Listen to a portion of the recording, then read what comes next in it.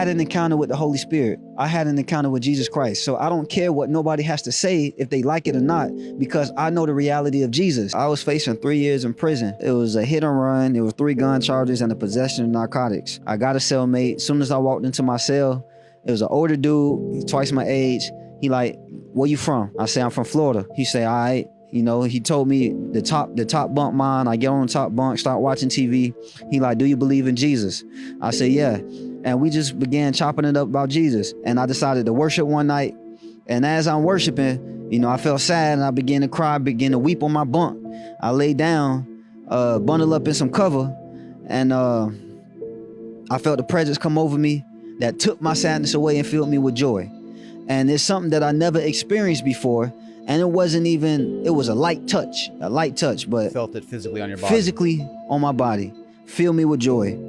And man, I just embraced the moment.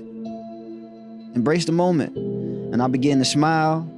And you know, when the presence lifted himself away from me, I get off my bunk, I wake my cellmate up, I say, Josh, wake up. Man, something came over me. I said, I was worshiping, I was singing to Jesus, I was sad, but something came over me and filled me with joy. And he's like, man, that was the Holy Spirit.